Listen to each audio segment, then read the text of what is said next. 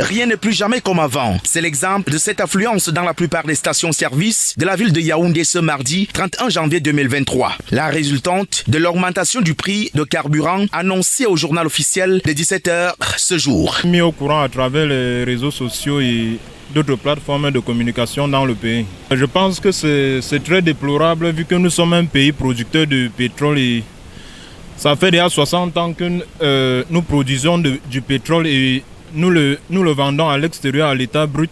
Et aujourd'hui, on est rattrapé par la conjoncture internationale et je trouvais cela assez déplorable. Cela rend particulièrement nos conditions de travail assez difficiles.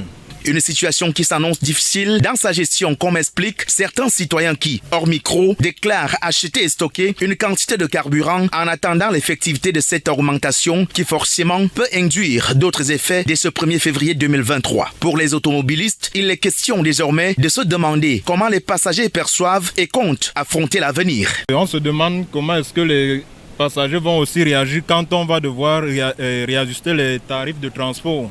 On va aussi mettre ça en application dès que l'on viendra à la pompe et que on constatera l'augmentation.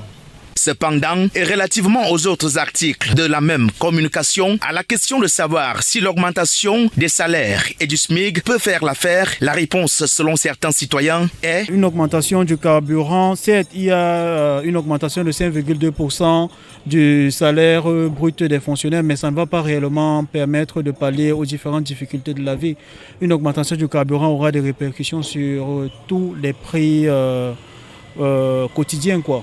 Que ce soit le taxi, les denrées alimentaires et consorts en fait. Donc c'est vraiment très difficile.